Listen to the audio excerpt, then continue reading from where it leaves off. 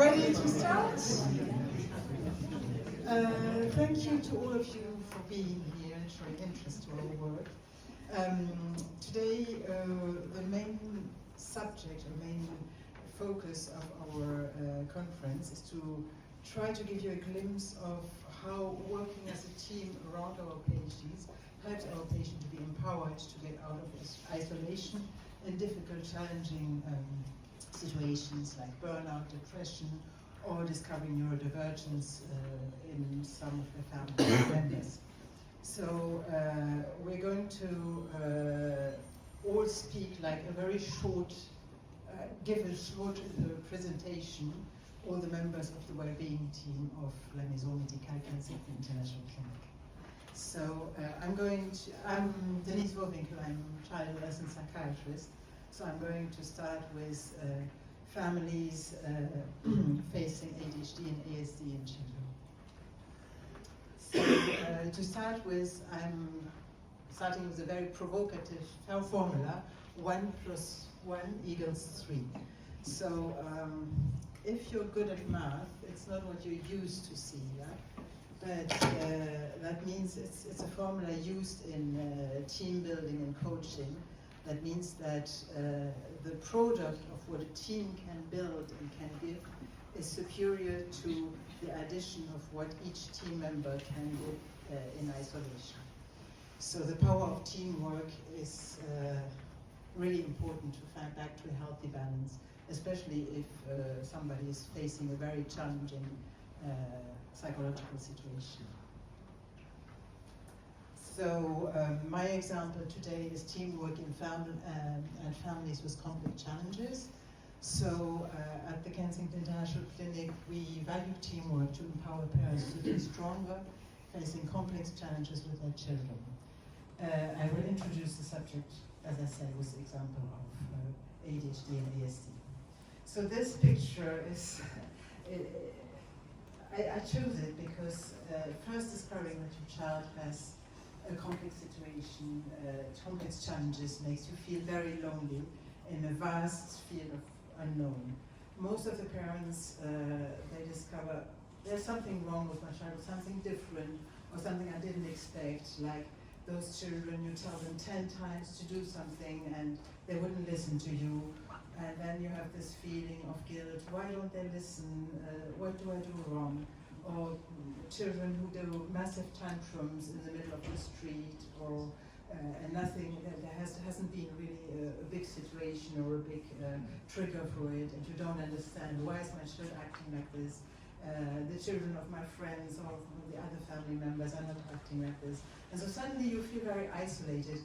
Who should I talk about it? So sometimes you would go and see your GP or your pediatrician, and sometimes go to see a psychologist, and while you're searching to approach what's different, or how can I support my child differently, how can I help him or her, you feel very lonely, very lonely. So I think meeting a team who can offer you the pathway is really very important. So as I said, it's step by step. So I want to highlight the importance of our reception team, because our reception team, they try to work as a team with us, and it's very important to get on with the right appointment to start your journey of understanding the neurodiversity of your child. So getting the right appointment for the right person is really important, because a lot of people go around in circles for ages before they land in the right diagnostic pathway and direction. Then the second step of working as a team together is to get the diagnosis right. Sometimes, for instance, you can have a differential diagnosis that's really tricky. A lot of people can confuse ADHD and really strong anxiety, for instance. Let's just take this example. I had it recently with one of our neuropsychologists. The presentation of the young people, she was very anxious. She was very anxious only about her work, only about concentration. She quoted all the symptoms of an ADHD, typical ADHD picture. And then when we had the neuropsychological assessment, it came out that she couldn't concentrate because she was really anxious, and ADHD medication would not have helped her. It would have, but calming down the anxiety really helped her. So we can have very difficult aspects, and we need to work as a team to really understand the different aspects of the situation and make the right decisions, of course. And then the third step would be to build, once you have the right diagnosis and decide of the right diagnosis as a child, as a team, you need to build a care plan. So the care plan is very important. The care plan is to be built with the parents, with the whole family, and then you need to work as a team with the whole. The family is, the parents are actually part of the team to make the child better. So there's an episode of shared decision making, and because there's no such one works for all, you need to make shared decisions, and every case is different. So this is also some teamwork.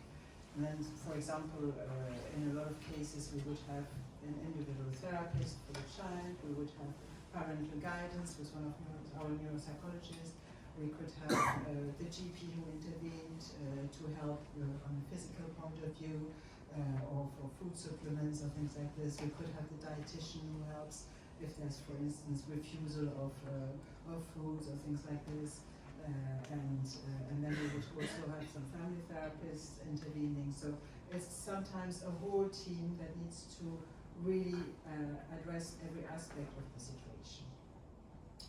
And then we as a team also work together, so we have regular catch-ups, meetings to discuss difficult cases and to discuss challenging situations. And we engage each other follow-up sessions with communication on our different interventions. So there's a sense of common reflection that makes our work more effective to our patients and to the families.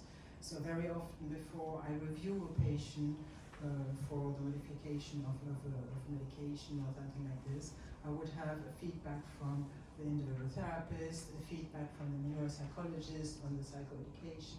I would have a feedback from one of the team members or several team members to really try to orient my decision in the right way and have all the information necessary. And the teamwork sometimes expands to outside of the clinic, so we can work with other specialties like OTs, occupational therapists, speech and language therapists, cardiologists, neurologists, a therapist who's not part of the clinic, so we would also need to communicate and to work together as a team with other people and other healthcare professionals. And we even liaise with schools sometimes, and sometimes the schools are really helpful because they give us very important information on, for instance, the social skills of an autistic child or concentration skills and things like this. And so there would be a liaising work, especially with the special education youth officers and the health team of the schools. So, in conclusion, being followed up by a multidisciplinary team empowers parents to feel that they go in the right direction to help their neurodiverse child to thrive. It supports them to support their child. So, yes, another example of isolation is when an adolescent, for instance, starts to sense that he is experiencing the world in a different way than his peers because of his ADHD or because of his ASD. For example, when you have ASD, you can have a very different neurosensitivity, like you would be very overwhelmed by noise or very overwhelmed by certain smells or certain sensations, and then be totally in a position where you can't socialize or can't feel comfortable in a social situation. And when the adolescents start to understand that they are different from others, they feel very isolated. So there the parental reflection with a psychologist who liaises with a child therapist can also help them to understand the child better and open the communication to feel less isolated. and to be like with their child, the family with their child, have this, we are in this together, but it's also the team, the healthcare professional team around the family who make them feel less isolated. So it's like a system inside the system. So important problems that can come up is overcome the shame to be different, the shame to have done things that have not been accepted by others, stop the bullying, and then for the bullying it's often very important to work with the schools, overcome the trauma, feeling understood, feeling accepted as you are, because when you have neurodiversity, you experience the world in a slightly different way than all the neurotypicals around you. And it's very important to feel that you can accept yourself and then others can accept you as you are with your different experience of the world. So, and I hand over to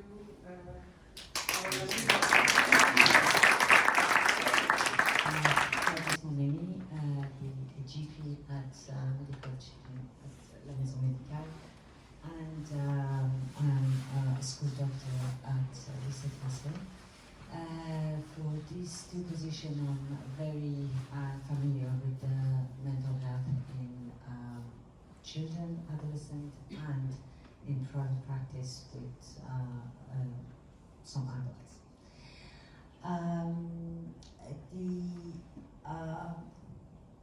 A place of general practitioner is very important in mental health management.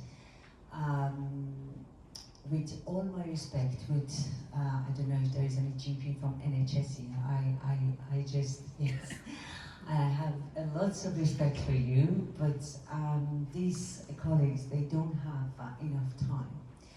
And we, as a GP in private sector, we have this privilege to have time to spend with our patient and to just be more actually listening, really more in listening, and to be able to just choose the best path for them.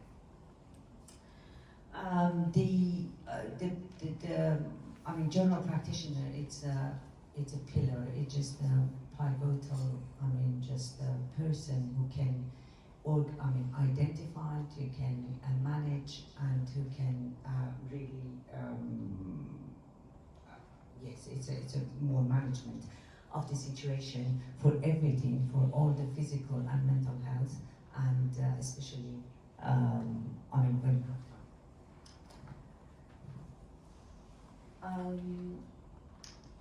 The GP, as we said, is a first contact. Patient start with us, usually. And we know that mental health problem, it's very common in primary care. They are coming for mostly, lots of time with the physical problem, with pain, with some distress, mostly digestive problem. They are never, at the beginning you think it can be, have a root, in mental health, but there are, we have a lot of psychological distress that we are seeing. And it's our responsibility to do a bridge between psychological and physical, problem of our patient. Another thing is just, newly I just try to put in place is this holistic approach, because I really believe on this holistic approach, because all treatment or medication, I think they are not always efficient to just help our patient. And sometimes you have to understand this mind and body connection and to just see how we can just help them, and to have it just a little bit, not a little bit, completely tailor-made treatment or just, support for our patient. The role of the GP in the multidisciplinary mental health team as I said, we have this privilege in private practice to just have to do a thorough examination, I can say from, the head to the toes, and through very good, medical history, past medical history, present medical history, and another thing is just open up about mental health, because many of my patients I saw, they are coming completely fine, and when we were just talking a bit, they start crying, and bit by bit we are going through, and we can just see behind this pain there is a mental pain or other pain than the physical pain. And the early detection of all of this pain just can help the patient to have a right assessment for to recognize the anxiety, depression, ADHD, and sometimes substance misuse that at the beginning we are not aware of. The most important is just from this part to coordinate our action with the rest of the team, and to keep this continuity and communication between us and the patient, and with the rest of the team, the psychiatrist, psychologist, and if we have, sometimes with the social worker for the children, or with hospital, then even NHS hospital, then we are in contact. We have the duty of the monitoring of the medication, to just see, for the follow-up, to just keep in touch with our patient, and obviously to just promote prevention and support the family, sometimes with the different part of this team, dietitian, psychologist, and to just see how we can support them continuously. Another aspect of the work I do in La Maison Médicale, it's this gut-brain connection. This is the recent work of for the microbiotic. To explain that is in our gut. I think many of you just heard that there is a connection between the gut and the brain, and there is a balance usually between all the flora, the microbiota in the gut, and which we just calling it symbiotes. And when this balance is completely unbalanced, which we call it dysbiose, then it just creates some inflammation. This inflammation is in our gut, first of all, and after it's spread in the body with bloodstream. And the first place it goes, because our brain need the blood to function, it's our brain. And we just, as research showed, then lots of problem behind this bios, it's the physical pain and physical problem we have. They are related to the mental health, and there are anxiety, depression, ADHD, and lots of condition. Then if we can balance this microbiota, we can just feel much better. Then we are here to guide the patient safely.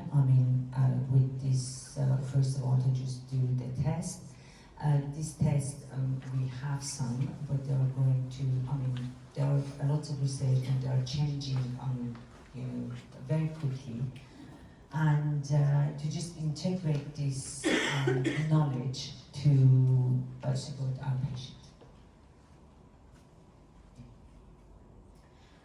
Okay, I just, you're using in medicine to have always the case study. I just thought maybe that one it's nice to just have it, because really I was, when I just started with this case, I was completely puzzled. 30 years old young man, recently married, I can just say that too, who presented my consultation with pins and needles in his face, just one side. The doctors here can understand a bit what I'm just saying, and migraine and back pain. Okay, I was really afraid. I was just really thought, I mean, we are just in front of something very, very bad. The first thing I just thought, it was just, it may be a brain cancer or brain tumor at the beginning. Obviously, I just sent him for MRI, MRI and neurologist. I just thought, absolutely, he's coming back with some, tumor or something. Nothing. Everything was clear. I just talked to him. He started crying, in 30 years old man in my office, and I saw him really in distress, and I just proposed to him maybe to just go to see a psychiatrist. I referred him to a psychiatrist. And what he just saw, the psychiatrist, it was the ADHD. Then it has been never diagnosed before. And obviously with lots of anxiety from work, from the new wedding, life, and,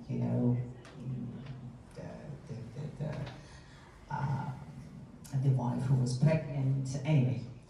Then with the team approach and to just talk to him, I mean, and when we knew, okay, it's fantastic, there is nothing, we were really, really all happy about it and relieved.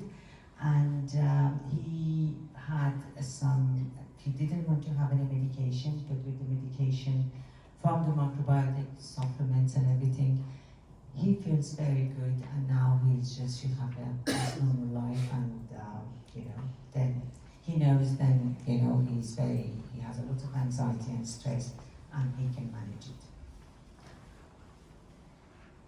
Okay, and in conclusion, then I can say then the GP is just really the pillar, the cornerstone of the multidisciplinary mental health care, and he can provide early detection, continuity, and coordination. This integration of new science about gut, brain, to daily practice can help. I cannot say always, but it helped a lot. And the GP is here to promote care and the comprehensive and person-centered and evidence-based treatment. And at the end, I can say the good mental health begins with whole person care, body, mind, and microbiome. Thank you very much for your listening. Good morning, everyone. My name is Francine Joyce, and I am a dietitian. And you must be wondering what I am doing here in this beautiful team of psychiatrists and psychologists. And the answer is very simple. It is because, can you hear me? Yeah. It is because nutrition is at the root of everybody's physical and mental health. So today I want to show you the physical side of mental health. I want to show you how your nutrition can affect and impact your mood and your brain activity. And for this, I will concentrate on two main examples and two main issues, basically depression and ADHD. So, next one. How does nutrition affect mental well-being? Your brain is your most vital organ. It runs your every thought, your every feeling, your every perception. Yet, nowadays, we mostly over-obsessed about our outward appearance, and we neglect to nourish our brain. Your diet doesn't just only affect your waistline, it also directly shapes the way your brain works, the way it functions, as well as it manages your emotions. Poor nutrition can slow down your memory, it can cloud your thinking, and it can disturb your mood. Next one. So today, it is clear that dietary intervention as early as possible can have a very significant impact on a number of mental health issues like anxiety, like depression, as well as on neurodevelopmental problems and neurodiversity like autism or ADHD. No, not yet, but that's okay. The science that explores the link between nutrition and your mental health and cognition and emotional balance or disbalance is called psychonutrition. And it is clear that poor nutrition means poor mental health. Nutrient deficiencies are usually partly responsible for many increasing difficulties and for many symptoms. Yes, next one. Yes, like lack of energy and motivation, mood fluctuations, poor concentration and poor focus, memory issues, fatigue and stress, disturbed sleep, agitation, and all your brain activity. Among the main deficiencies that you can have, the most damaging is probably the deficiency in omega-3 fatty acids. Next one. Yes. So the brain is the second most lipid-rich organ in your body after fatty tissue, meaning that your brain needs healthy fats to function properly, and most essential are omega-3s. 80% of the global population is deficient in omega-3s, and interestingly, this doesn't correlate to income. The highest levels of omega-3s are usually found in Japan or in the Nordic countries, where people eat a lot of oily fish and seaweeds. Omega-3s are incredibly crucial for brain structure, as they are part of the neuronal membranes themselves. Without enough omega-3s, your neurons are a lot less efficient. Omega-3s are found in oily fish, like salmon, mackerel, sardines, and also in seaweeds, which we call microalgae sometimes, because they produce a type of omega-3 called DHA naturally. And it is interesting to know that this DHA produced by those microalgae is often used in the baby formula milk to enrich them. Omega-3 supplementation as well has been shown and proved to be incredibly efficient to reduce anxiety, stabilize mood, and support depression treatments, including bipolar and borderline disorders. But I can't stress enough how important it is of being assessed by a GP like our wonderful Dr. Momeni before you take any medication, before you take any supplements, even probiotics. I will come back to this one in a few minutes. Can we move to the next one? Because I want to focus on depression this time, because the combination of omega-3s with antidepressant has been proved to be incredibly more efficient, have incredible results, much better results than supplements on their own or antidepressants on their own. The combination of the two is a lot more efficient. Depression is a very common disorder. It includes symptoms like persistent sadness, disturbed sleep, too much or not enough, agitation, decreased interest in pleasure activities, lack of energy, fatigue, worthlessness, feeling of guilt, poor concentration, and change in appetite. Can we go back to the one before? Just for 1 second. Yes, so the other, I want to go back on to the other nutrient deficiencies that we usually find in people with mental health issues. So there is zinc, which is essential for focus, for stress resistance, and for memory. We have vitamin D, which has an essential role in brain function. It has been found in the hippocampus, which is the memory center of the brain. So this directly linked vitamin D to learning and to mood regulation.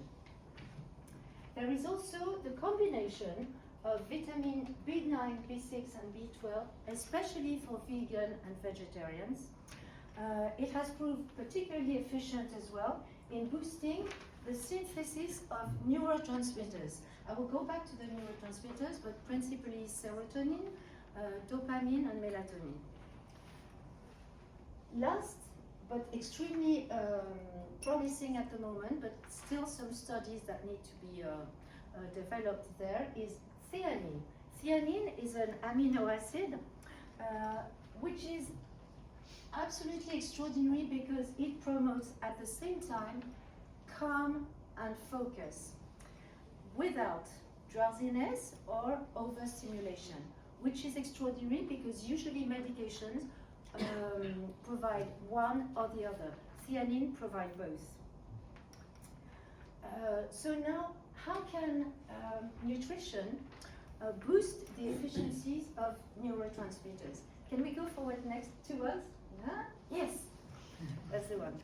So, like any engine, and like any organ in your body, your brain functions best when it gets premium fuel, like the Formula One. And good nutrition, which is the one rich in vitamins, in minerals, in antioxidants, will nourish your brain. It will protect it from oxidative stress and from vulnerability. Nutrition will boost the synthesis, the production of all those neurotransmitters, particularly serotonin, dopamine, glutamate, and acetylcholine. Can we move to the next one? Yeah. This one. So,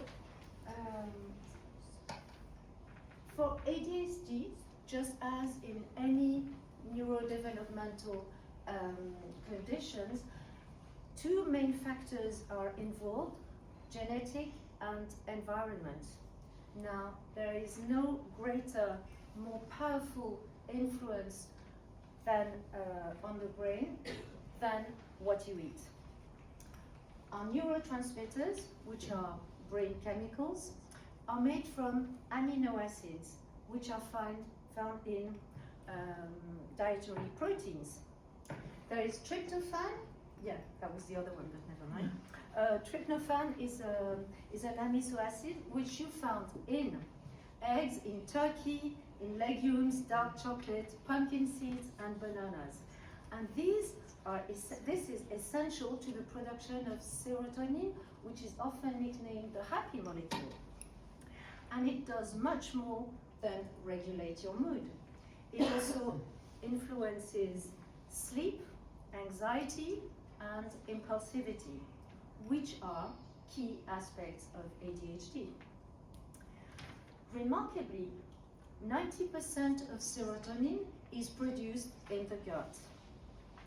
This links the microbiome directly to brain functions. An imbalanced diet will therefore impact the production of serotonin by disturbing the gut microbiome, like you talked about, Pardis. This is where probiotics like this one will have a magnificent, say, impact on your gut and on the production of serotonin. There is tyrosine as well, which you find in dairy products, meat, fish, eggs, nuts, seeds, beans, cheese, and is the main precursor of dopamine, which is essential for motivation, focus, mental energy, and motor control. Last, people with ADHD are particularly sensitive for energy fluctuations, and these are often caused by impulsive eating patterns and diets very high in refined sugars.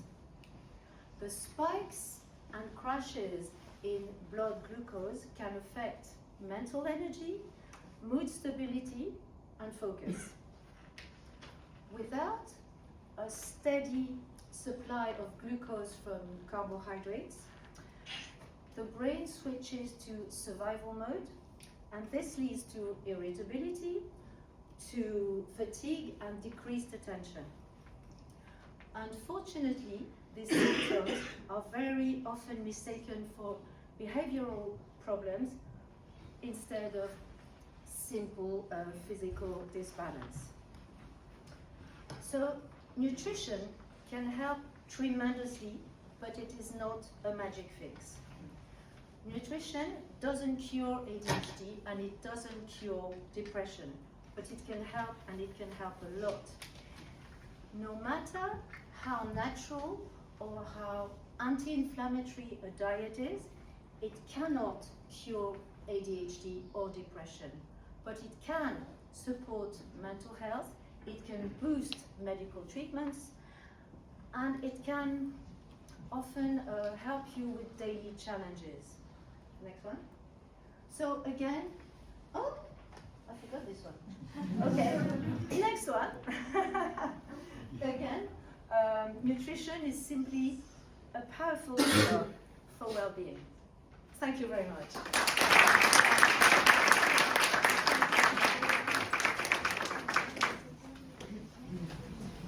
So, good evening everyone. My name is Laurène, I'm a psychologist, and I will now talk about something a bit different, but I think that as parents we are all concerned by that.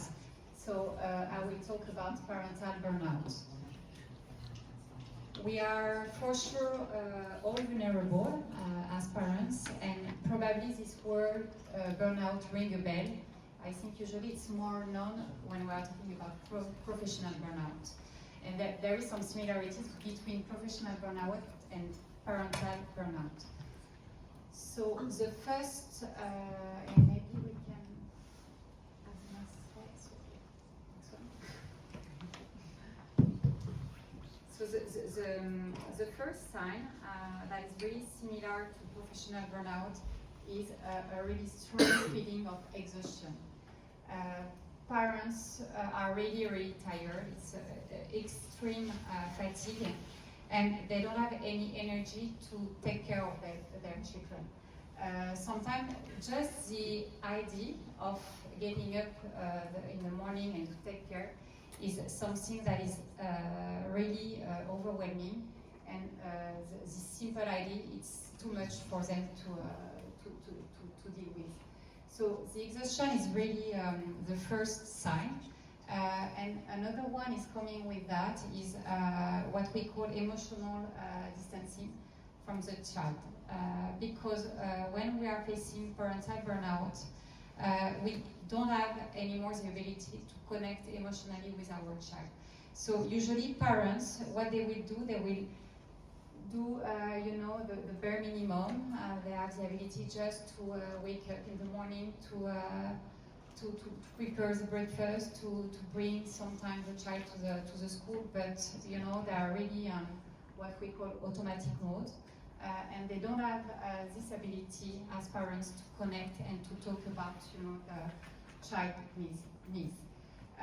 It's also come with a loss of pleasure, and it's really significant because parents facing this burnout don't feel happiness anymore as a parent. It's a lot of frustration, a lot of limits, and they cannot enjoy to be with their child. And it's really difficult for those parents because usually what we can observe is that there is a strong contrast when they are falling in burnout before and after, because usually those parents, they can really describe themselves as enjoying parenthood. They are really engaged, they have strong educational values, but because slowly, they fall in this burnout, they cannot recognize themselves because they don't have any abilities anymore to connect and to take care of the child. So the contrast is really important when we are talking about this parental burnout. It's really important to notice this switch that parents can describe really easily, and that family also can describe. Sometimes the child can also say, okay, I don't recognize anymore my mom or my dad. And we need also to keep in mind when we are talking about that it's not just a question of having just one child or many children. And we can maybe have the next slide.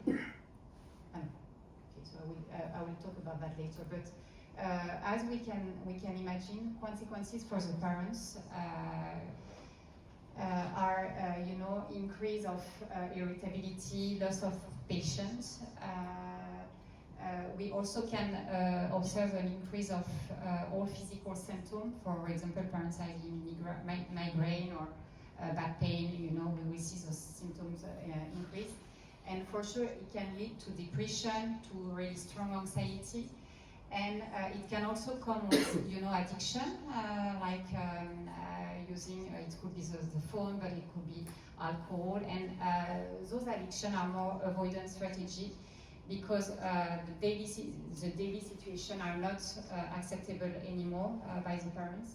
So they try by this addiction to numb. It's a way to regulate their emotion. And when the burnout is really severe, we can also observe high suicidal thought or increase of suicidal thought, because once again, when we are talking about that, the parent is totally overwhelmed.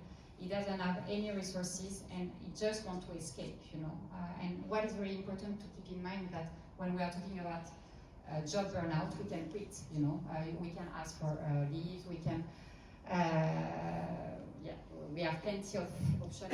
I mean, not plenty, but we have options, to escape the situation. When you are a parent, you cannot quit your parental role, so you need to manage that, and it's really hard to escape. So that's why sometimes, suicidal thought really increase.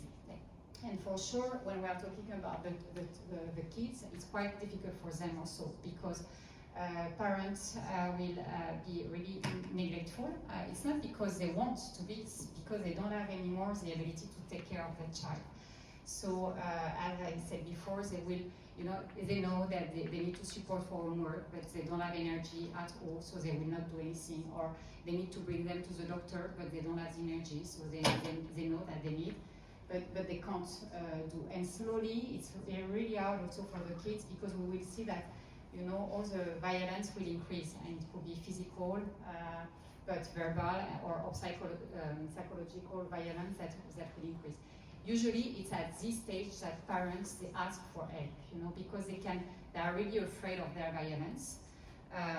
They see that they have reached a point that is really dangerous for their child to be with them, and it's when they will ask for support. But I will talk about that later, because prevention is really important, and it's really helpful to intervene before reaching this stage of violence.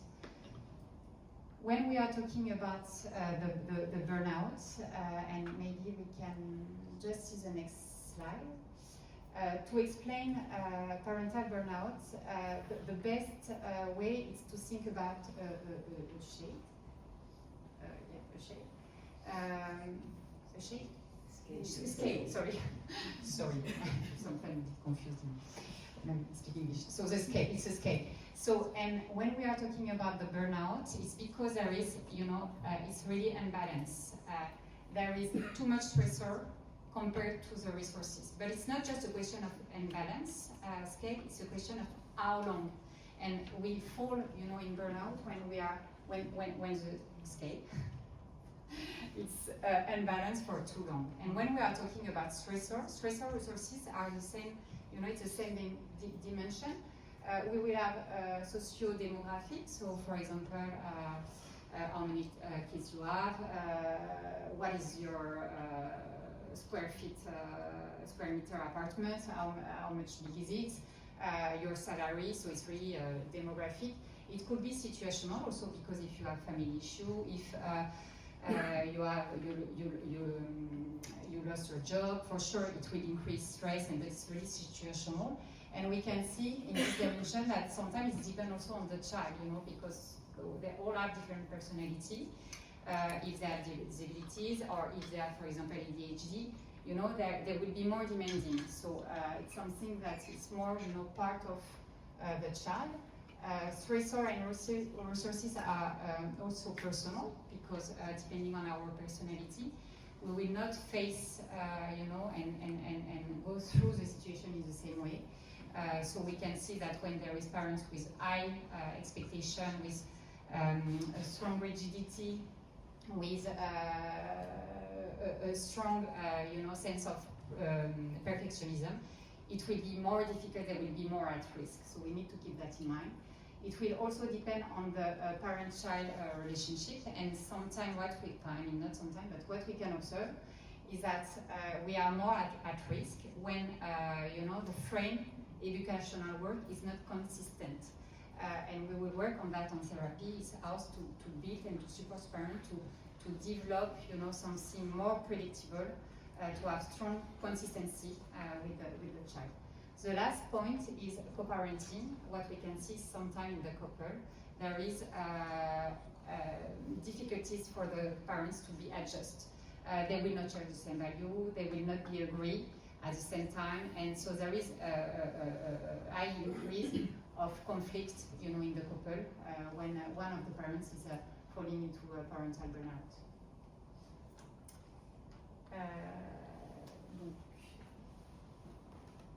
So it's really important to talk about that.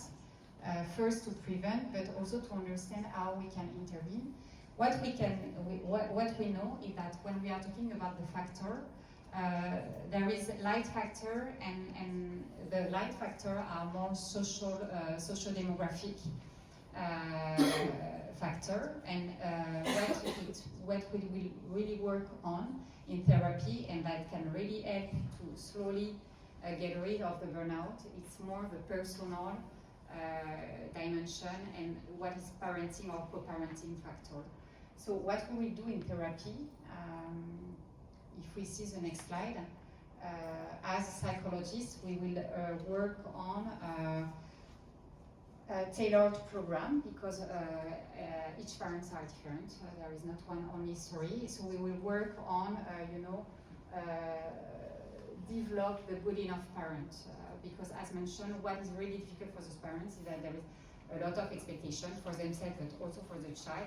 And we need to reassure that the most important is not to be perfect, but is do what is enough for their child. So we will work on expectation to lower perfectionism, but we will also work on educational routine to strengthen those routines, to work also on the co-parental dynamic, and to make sure that parents will be really aligned. We will work on the personal history of the parents, with all the negative beliefs, the pattern, by what the parent will be triggered. And we will also work, and it's really important, with the child, because most of the time, children are doing well, but for the parents within burnout, it cannot at all, have a positive view of the child, and it's really important to reassure children that it's not their fault. It's just because daddy and mommy is really tired, is really stressed, but it's not because of, you know, of the child. And we need to work on this really strong reassurance. And the teamwork is really important, because when we are working with, you know, parents in burnout, parental burnout, we would work with the GP, because the GP is usually the first contact, because parents are not coming to the psychologist saying that, okay, I'm in parental burnout, I need support. Usually they come first to the GP because they have physical symptoms, they are fatigue, and so the GP will refer, you know, to the psychologist. We'll refer also to the child psychologist, because the child needs also support. We can also refer sometimes to family therapy, you know, just to make sure that there is a global follow-up, and that slowly parents will get rid of this burnout, which is not a chronic condition. So when we work, you know, when the intervention is really early stage, we have really good results. So that's why I will leave you with the last slide. Because the most reason why parents don't come to us initially is because they are really ashamed. You know, it's difficult for parents to say, okay, I cannot, I don't like my child, I don't want to be with him at all, I want to leave, I want to escape. It's really difficult for parents, because it's not, you know, a social speech that is really acceptable to have. So because of this shame feeling, they will wait until the last minutes. But again, it's really important to start, you know, all the protocol in early stage. So that's why we need to be aware. And I just leave you with, you know, just few bullet points. So speak maybe small, if you can read. But just to ask you a few questions, you know, to ask yourself, because it's really important as a parent, just to monitor where am I actually right now in terms of fatigue, where am I in terms of having pleasure with my child, because if you are more aware of that, you know, it's easier to ask for help in an early stage. Yeah, because I didn't insist on that, but on therapy, we will work a lot on reconnecting the child and the parents, and to make sure that we have pleasure again, you know, in being together. So it's really important to work on that. So yeah. So that's for me. Good evening, my name is Denise Vohwinkel. I'm a psychotherapist. I used to work in London 5 years ago. I'm now living in France, I'm in Paris. I'm still coming back to London every 2 weeks to work with this team, because I think we have a very lonely work. Our clients can be very lonely as well, and that's a really big thing for me, to be able to work within the team. And some of the doctors or therapists, we work together for more than 10 years. So we know how we work, we know how to refer people, and I think that's very important. I'm never referring a client to a doctor or a therapist I don't know. So I think it's important to keep that in mind. And unfortunately, in some medical processes now, we have a lot of problems with time, with money, and I think that's part of what we propose in the Maison Médicale, and that's really part of the quality of our work. So I will talk about the psychotherapy and the different complex needs. Complex is not about being difficult, it's just about human being, because human being is complex. So I think it's important to keep that in mind. I think it's important to know as well that when I'm alone in front of my client, I might miss certain things, I might not propose the right things. So the multidisciplinary work is very important. So why psychotherapy? It's, I hope, an efficient way of addressing the trauma. We have a few studies that show that when you talk, it restarts the energy in the brain. Of course, it's not enough sometimes, especially in the very early traumas, pre-verbal traumas. we still work on that. I'm working with American therapists at the moment also about body work, because I think it's very important to have a global approach. But mostly, yeah, we know that talking about something is helping. Therapy, the frequency, the way I work, it's usually once a week. It can be every 2 weeks. It depends on the age of, if it's a student, for instance. I always say therapy should help you. It should not make things more difficult. So if, I don't know, a student is very tired, he will maybe work for his exams first. If he doesn't feel bad, maybe we'll just see each other every 2 weeks. My approaches, so I have different way of working depending on the needs of the client. I obviously do individual sessions. I propose parental guidance. Sometimes a bit of, it's between coaching and counseling, especially for hypersensitive profiles, for instance. They're very adapted children or adolescents, and it's important to know that they know exactly what we want to hear. So I usually, and therapy can be boring as well sometimes, you know, it's long, so when you're young, sometimes you don't have the time or the energy to do it, so I adapt that. And I also propose group therapy. I'll talk about that later on. So you already had a good idea of all that, but just to give you an example, when someone goes to the GP complaining about something, it can be identified and the person can be sent to the psychiatrist.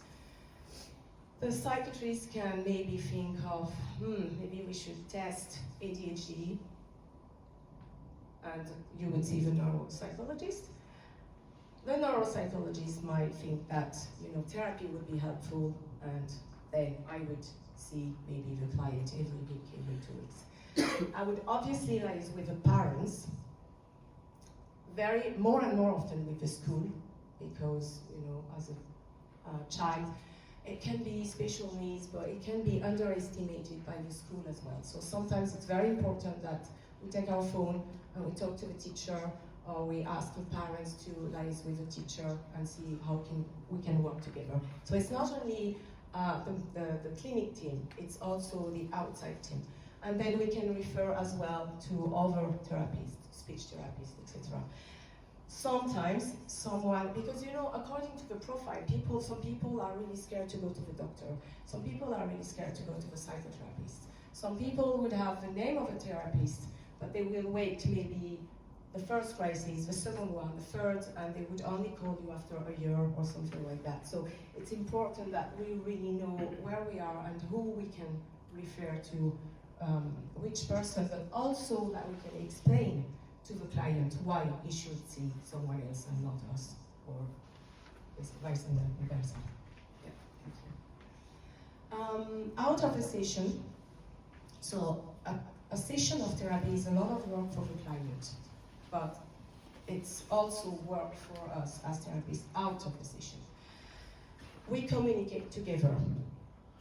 Even if I'm in Paris, I would probably call some of the people in the team at least once a week or twice a week. So we communicate a lot. After a session, we've always the client authorization, and we explain that. We always say, I will liaise with this doctor to tell them that you have this problem, or we talk about that today. We have, and that's very important, is the quality of our work. I talked about that already. Intervision means we work together as doctors, so we take the time. We have a meeting at least every month where we address all the problems, but also supervision. I have 2 supervisions per month. It costs me money, but therapy costs a lot of money to the client as well, so that's very important. The communication with the parents. If the client is not 18, I will explain that sometimes they come to therapy, especially younger children, but let's say 10 to 12, they don't know or forget or whatever. So I explain that I might ask the parents to send me a quick message before the session and saying, oh, this week we had this and this problem. If I have to talk to the parents, I will tell the client that I need to tell the parents that we had this problem or whatever. I always ask for the permission, but we know that it's a teamwork as well. Communication with the school as well. I'll talk about it, but I spend quite a lot of time. It can be just an email. I'm doing more and more trainings for teachers, and I think that's very good because when the teachers understand, sometimes they don't have the resources because they have 20 or 30 students in their class, but when they understand that their approach is very important and that we're here to help as well, and they can contact us through the parents, obviously, with always the permission, it can be really helpful.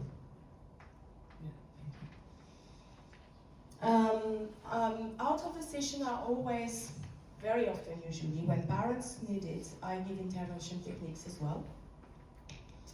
Laurène talked about it. The brain hates change. So, and therapy sometimes needs you to change certain things.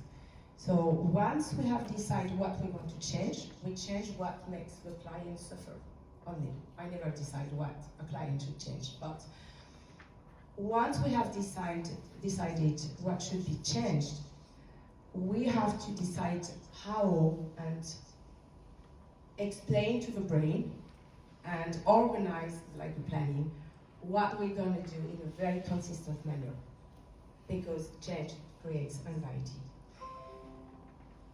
For the parents, it can be establishing non-negotiable rules, not too many, but the important ones. I think it's important that we're not losing time every day. It's very important for the child as well to know that there's no point having a brain negotiating everything. Everybody is losing a lot of energy, everybody is losing a lot of time. So all these small things, it can be really a daily organization and small things that help the parents and the child to function a bit better. So I strongly, strongly believe in routines.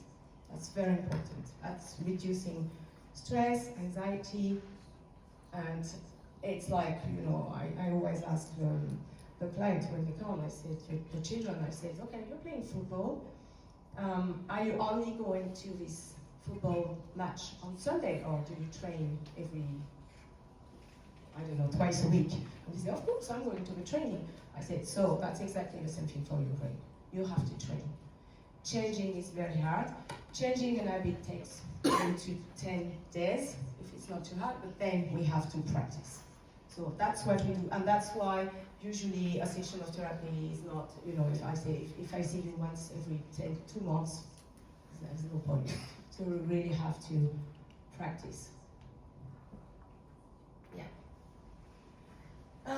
So I talked about the groups. I started, that was I think 15 years ago, groups especially for hypersensitivity and ADHD, because gifted children might be gifted in a way, but they feel very isolated sometimes. They feel very different from their peers, and by creating these groups, obviously with the same range of age, but let's say it was 8 to 10, 10 to 12, 12, 14, and 14, 16. It was a good way for them to talk to people who had the same problems, sharing strategies, sharing the fact that they could be imposters, sharing the fact that they could feel very isolated at school, etc., etc. So the groups are really, they're quite powerful, they're very helpful, and once again, I'm not taking a lot of different profiles, so they're quite precise in terms of profiles, but they can be really helpful. I usually, because it's not like a therapy session, so it's usually twice a month, and an hour and a half, depending, not more than 3 or 4 children. So, that's so fine. No, that's the next one. Okay. Just as a conclusion, I'd like to say that a session is a lot of work for the clients, but it's a lot of work out of the session as well, and it's important that both sides are working. And it's important as well, it's very containing for the clients, for the parents, that they know that they can call us anytime. I'm usually reachable anytime. I cannot reply to them anytime, every day or on a night, but yeah, I think that's part of our job. Good evening, everyone. Thank you for being here tonight.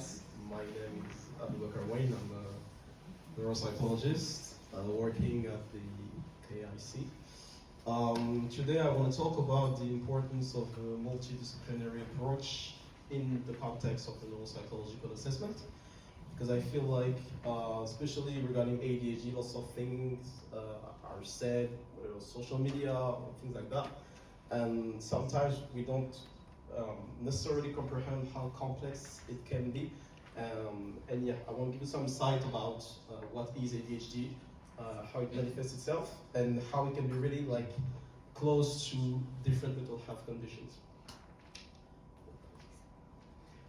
Really briefly, I was trained in Paris, currently working at the International Clinic, and I do different kinds of assessments, whether for children, adolescents, adults, elders, mainly for ADHD, autism. It can be memory impairment, in the case of dementia, obviously IQ, social cognition, things like that. Yeah. The question that I'll ask, by the way, I'm gonna make that really interactive. Can someone tell me a keyword that passes through your mind when you think about ADHD? Concentration. Concentration, okay, great. Someone else? Hyperactivity. Hyperactivity, yes. Being jittery. Yeah, focus, yeah. So lots of things go around attention, but all of these are right. ADHD is a neurodevelopmental disorder that can generate difficulties to regulate attention and executive functions. It can affect basically all of your life, whether it's emotion, behavior, cognition, social relationships, self-esteem, dedications, careers, all of that is going to be affected. Yeah, next slide, please. Quiz time. We're not expecting that, right? It's time for you guys to get assessed a little bit. Can you please show the next slide? According to you guys, what other pathology also generates difficulties to concentrate? A, B, C, D, or E? Sorry? All of them? Okay, all of them. Other people? The wild guess? Yeah, didn't get into the trap. Yeah, next slide. Yeah, actually all of them. We can, like, I'm gonna talk about the last one. It's not actually a disorder, but I'm gonna get into that. Attentional difficulties is one of the most present cognitive difficulties in all of the mental health conditions. Whether it's a bipolar, whether it's addiction, depression, OCD, PTSD, you name it. And the difficulty and the complexity of that is that oftentimes patients come to see me and they saw some kind of infographic saying some kind of criteria of ADHD, like I'm losing my keys, I'm going to a room and I don't know what I was doing there, right? I have difficulties to maintain focus, things like that. But the problem is that we confuse functional difficulties with a diagnosis. And sometimes patients come and they already have this set mind that it's absolutely ADHD, right? But it's not necessary.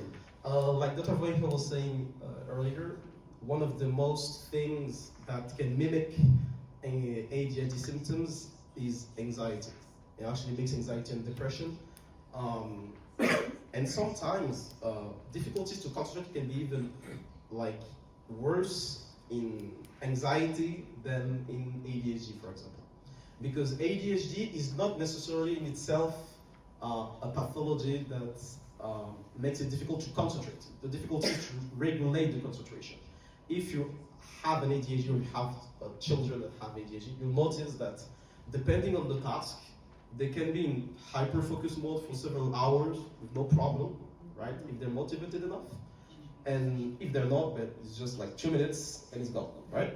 But in anxiety, for example, depression, it can be more of a generalized thing. It's not dependent on the thing, and plus, I'll add that in depression, oftentimes you lose interest in things that you like. So it's even less instances of you having a chance to be focused for things like that. I'm just going to do a little focus on this one because this one can create some problems in the differential diagnosis.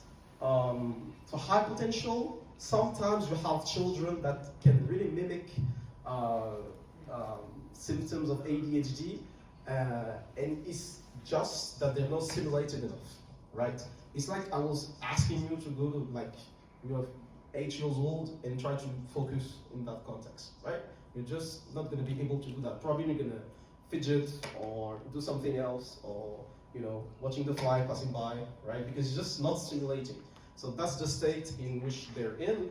And the differential diagnosis can be really difficult, but oftentimes what we see is that the symptoms are more focused at school. We oftentimes see at school because it's not stimulating, but at home, generally speaking, parents, without necessarily knowing that, they're buying stuff that stimulates the kid. He's able to formulate that he likes that or not, but he doesn't have that kind of flexibility at school. So let's make the difference between a functional and a diagnostic approach. A diagnostic approach is, let's say, the what. What is there? Is it an ADHD, anxiety, both of them, right? It gets really difficult because while we can have, let's say, anxiety that can mimic ADHD symptoms, anxiety is also a comorbidity of ADHD. Meaning that if you have ADHD, you're very much more likely to develop an anxiety disorder than someone that doesn't have an ADHD. And so now it's getting really difficult because you have to make the difference between, is it this one, or both of them at the same time, and how they're affecting the patient. And you have to treat anxiety first and choose the right kind of medication as well, because it can worsen the anxiety, and it's really, really difficult. But that's basically what it is. The functional approach is complementary to that. That's why I'm saying that it's a complementarity, not an opposition. In the neuropsychological assessment, we're going to assess both of these things. Some of the tests are going to be focused on the diagnostic. Some of the tests are going to focus on the functional side. Let's say, for example, that I'll assess an IQ, right? The IQ is not just to have this, magical number. Oh, okay. The point of the IQ is to see what are the strengths and the weaknesses of the child, and to be able to have really specific characteristics of how ADHD affects this specific child, because ADHD is a spectrum, a big spectrum. If you get 2 people that have ADHD, it can be ADD, so only inattention. It can be only hyperactive impulsive subtype. It can be both of them, right? And obviously, it's going to have a different impact on their lives. So you cannot have one and not the other. If you go, let's say, for example, that you just come to see me, right? You don't go to see Dr. Vohwinkel. You just okay. I'm gonna skip that. I'm just gonna do to do the neuropsychological assessment. Okay, great. I don't have the ability, the medical ability to have the specific diagnosis, right? Dr. Vohwinkel has to bring together all of the therapists, all of the neuropsychologists, everybody, to be able to have a bright, clear view of what's happening. But the problem is that if you only do that, you have this unimodal way of viewing things, and that's not a good thing. And the other way around as well. If you go to a really good psychiatrist, maybe he's going to be able to tell you that you have ADHD or not, maybe not, but then you're not going to be able to know how it affects your child in his specific difficulties. And then if you go into therapy, you're not going to be able to know what to rehabilitate really specifically. Yeah. Yeah, so the differential diagnosis is highly complex because ADHD is a diagnosis of exclusion in the DSM-5, meaning that in the DSM-5, we first want to assess whether there are other things that can explain the current onsets. So we're going to go into, for the first meeting, we're going to ask lots of questions about was there trauma, was there bullying, early childhood bad experiences, even during the pregnancy, if the mother was submitted to high stresses, if she experienced trauma as well when she was pregnant. So we were going to assess all of that. We're going to go into family history as well. ADHD has a high impact of like genetics. So it's often that when I assess a child, the father or the mom sees herself in what I'm saying. You have lots, like I was saying, other potential hypotheses that can explain the symptoms. And like I was saying earlier, they're often comorbid. So it can be difficult to say if both coexist or only one of them cause the symptoms. I was taking the example of trauma, because trauma in early childhood, we have studies that show that it increases the risk of developing ADHD, right? But at the same time, if you have PTSD, it causes attentional difficulties.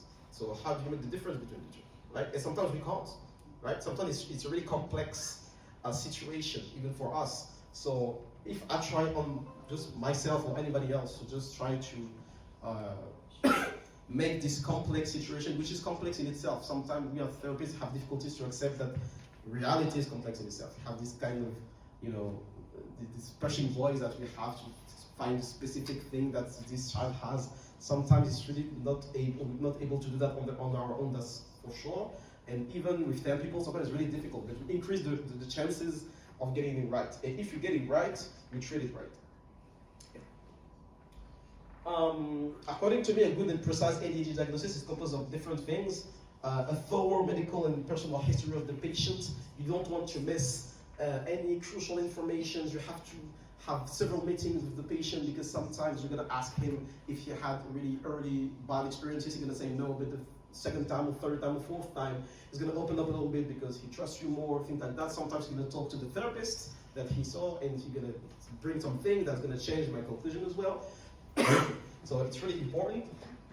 A full functional assessment of the cognitive abilities, IQ, attention, and executive functions. Executive function meaning the ability to plan, the ability to inhibit an automatic behavior, say for example. Because when you have a child that has like really high hyperactivity, impulsivity, normally you have in your brain something called inhibition, which prevents you from doing something that is automatic. Let's say for example that my boss does something that I don't like, right? And I just yell something, yeah. The thing that's going to prevent me from doing that is inhibition, because I want to keep my job, right? But a child that has ADHD, not really able to do that, right? So he gets fired. Also, an assessment of associated pathologies, depression, anxiety, oppositional difference disorder, really, really prevalent, is about 50% of the children that has ADHD that have that. Conduct disorder, which is something even more. A thorough interview with the patient and the parent to determine whether the patient matches the criteria for ADHD. So the criteria is pretty clear, let's say, in the DSM-5. You have to assess whether how many symptoms he has now, how many symptoms he had before 12 years old, for example. And you have also to interpret some of these things, because, for example, I was talking about anxiety. You can see people that are anxious, they're always like fidgety, they can't just stand in place. So if you confuse the two, you're gonna bring a criteria that's not really like there. And of course, the medical expertise of the child psychiatrist. I was saying a complex mind for a complex team. You have to understand that the human brain is complex, obviously, and in my opinion, bringing it down to just one therapist or one psychiatrist or one neuropsychologist is wrong, because we increase the risk of misdiagnosing. And so increasing the number of people seeing the child, talking to one another, being able to have the supervision, intervision, sometimes gives us even different insight about the child, because we don't see him in the same context, right? Also, ADHD is a highly clinical diagnosis compared to many other things. Autism, for example, can be diagnosed even as like a baby, for example, right? Can have clear signs. ADHD is highly clinical and can be really subjective to mixed diagnosis and errors. We have meta-analysis saying that in some part we diagnose too much, so it can be difficult to tell the difference. Sometimes we try with the medication to see how it reacts. So yeah, we can afford to not have a full team of people well trained that can help us have a better view of what's happening. And yeah, that's what I was saying, increasing the number of trained professionals assessing the patient increases the likelihood of having a precise diagnosis and better treatment.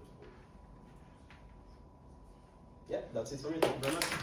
My name is Pardis Mostajabi. I am a consultant adult psychiatrist. I used to work for NHS, but now I moved to private sector. It's 2 years that I'm with the private sector. So I do inpatients and I do outpatient clinics. I recently joined Amazon clinic as well, so I do some clinics there. So Laurène helped and did part of my slides as well, so I'm going to just whiz through some of them that are just similar really. So I do work with parents, so I hear lots of parents' story. I get them in tears in my clinic, and it's quite sometimes difficult to help them to get where they are, especially if they come quite late. So they suffer in silence, and then we see them when things are quite challenging.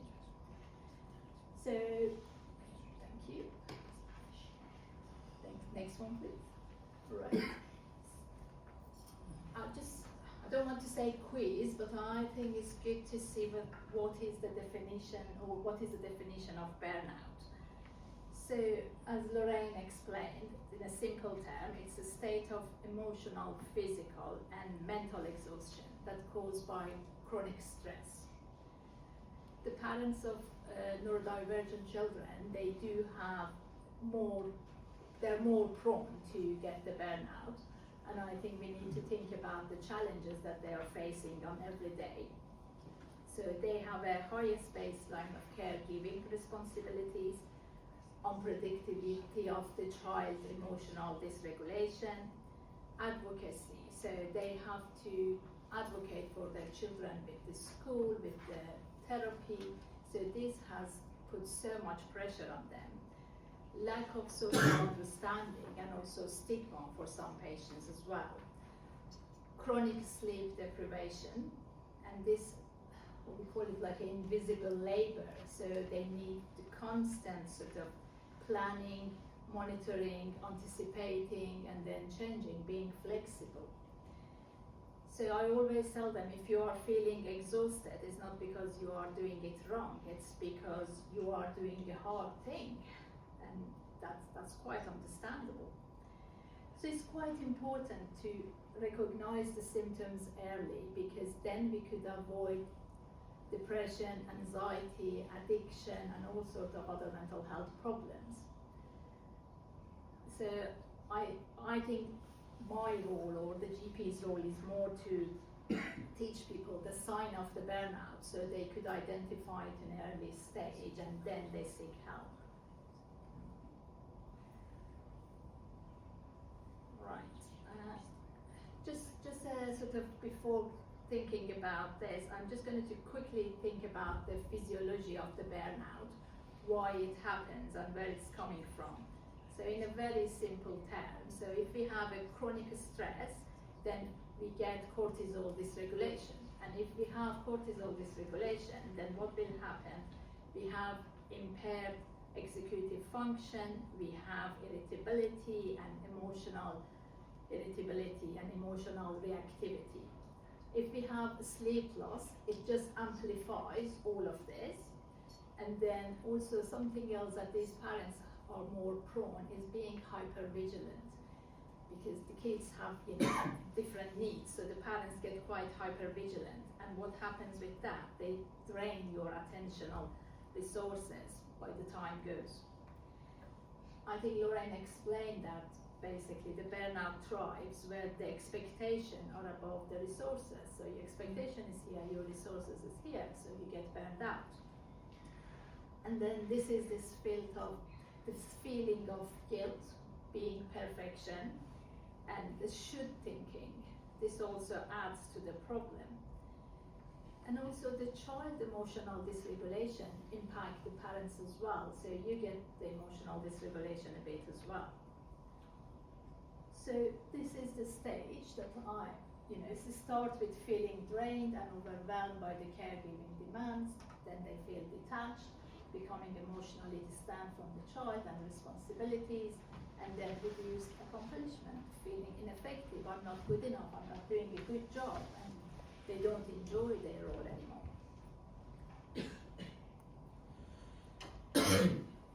So this is just again to help understand the context of what the parents are dealing with in day-to-day life.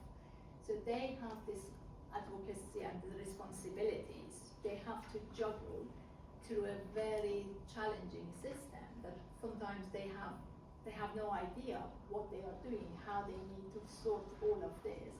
And in the meantime, they do have their day-to-day job as well. So it's like sometimes impossible task, really. Some of the parents come and say that they misunderstood or they judged, which again, this increased the stress, and we know that what the stress does to them. The emotional tool of navigating all these between these systems as well add to their stress. Need for support and strategies. So I think if you see the different things, you know that's how difficult it is to get to the NHS systems, and how it is difficult sometimes to navigate the care that you need. So I think my message will be just try to recognize the symptoms quite early stage. So the sign of the burnout, the early signs, we need to think about physical, emotional, behavioral, and cognitive. If we think about the physical, I think Laurène explained quite nicely, it's the fatigue that is not relieving by the rest, headaches, muscle tension, insomnia. If we think about the emotional side of it, it's feeling numb, hopeless, checked out, low frustration tolerance, tearfulness, and irritability. If we think about the behavioral side of it, it's withdrawing from activity. So step by step, you withdraw. You snap at your partner, you snap at children, feeling dread first thing in the morning. And cognitively, you can't concentrate. So it might be ADHD. Decision fatigue, forgetfulness, all of those will happen. So I think that the message will be try to identify these signs and see where we are with them really. This will impact the family dynamics, and then obviously it's going to impact the child well-being. Right, we move on. Okay, I think we already discussed this done. So, and this is again telling us about the difficulties that the parents are really challenging, they're facing in their day-to-day life really. Yeah, move on. Move on. Excellent. So this is just a simple sort of thinking about how we could prevent burnout. So if we want to prevent the burnout, it's quite important to adopt some proactive strategies, such as self-care practices, setting boundaries, and support networks, really. So for self-care practice, I always tell people, prioritize your sleep, maintain balanced nutrition, which we heard about it, and engaging in regular physical activities. 20 minutes of exercise 3 times a day works like antidepressant. So it's quite important to put the basics and have routine as well. Setting boundaries will help them to save the energy and avoid over-committing to things. So sometimes it's good to say no, because you need to know your own limit and you need to set the boundaries with them. And then support networks. building support networks through the family, friends, and all resources in the community. Having a team around yourself will help. So these strategies could help to avoid all these burnouts, really. There is other way of looking to this. There is another model that we call it 4-pillar model. So the first pillar would be try to reduce the burden on youth. It could be, see, what are the tasks that you could really avoid? So try to decrease those. Think about dividing caregiving roles that you mentioned as well. So things about some environmental accommodation for child to prevent the child to have a meltdown. So be a bit more careful and be proactive. Pillar 2 will be thinking about the emotional regulation of the parent. So thinking about learning some grounding techniques. Think about being mindful, pause, and then respond to this regulation, really. And just bear in mind that you don't need to be calm all the time. You just need to be calm enough to manage the situation. Then again, come back to the social support and think about practical help. Think about the groups that really could provide you practical help. You could be quite sort of resourceful of what you need. You could ask your friend, I want 2 hours childcare. I want you to take my son to this group, for example. So be quite specific on what is your need. And then think about pillar 4 is your self-identity, because parents often lose themselves. They feel that they ask for permission to enjoy the life. So there is identity apart from being a parent. So help them to get there, but they are entitled to build all these identities again. Right, so just in a sort of simple way, so mindfulness, I think, is something like meditation, breathing exercise. Again, they help with reducing the stress, that we know that the stress causes the burnout. Support networks, you mentioned, boundaries, again, helps to preserve the energy. And respite care, it is giving you the break time and recharge your batteries, really. Do they help? What is the benefit? And again, you could see, yes, mindfulness helps reducing the stress, improve emotional regulation. It works quite well. Social support will provide emotional relief and share experiences with the people that they have done the same thing. So it's learning from each other's experience, really. Setting boundaries, again, helps to prevent the overload and maintain that personal space that you need. And self-care, thinking about the physical and mental well-being, really. So there are some tips, again, for the self-care, which basically thinking about the sleep pattern, thinking about the diet, exercise, mindfulness, and taking the breaks, really, because that's sometimes these parents, they can't really think about their own needs, and they're completely absorbed about providing the care for the little ones. It's important to know that they work with this shame and anger, and sometimes it's good to tell them that it is normal to feel overwhelmed or to feel resentful at times. Teach some self-compassion, because it's important to have these techniques really to manage it. Sometimes I tell them to tell themselves, I'm doing my best with the resources I have. Feeling tired doesn't mean that I am a bad parent.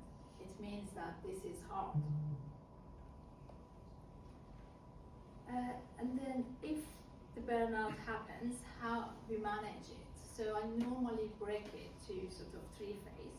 Immediate intervention, medium, and long term. So in an immediate intervention, I will encourage them to think about short-term respite. Are there things that they could do? Reduce the day to 2 prioritizing maximum thing that they have to do. Just two aim for the day, and that's it. Medium term, we think about rebalancing the therapy. Sometimes too much therapy also is quite burning out. Review the school support plan, see whether there are things that could be there. And then long term is going to redefine the plan really, thinking about their own needs. So that's when I advise them to seek psychiatric help for their depression, anxiety, if there are any other sort of intervention that we need to do for family. And then it's just briefly talking about the available resources in the community. I put all the list. So there are several local support groups in London that they could help parents. So some of them that I just looked up was Neurodiversity Support Program through CDIS. This was Neurodiversity Parenting Therapy Group that Sage Therapy doing it. There is a UCL who provides monthly group for parents and carer support, which is quite also helpful. Again, I am hearing this from my own patients that they attend this group and normally they provide quite positive feedback. And there is a support program by Neurotribe UK and EU Neurodivergent Parents really.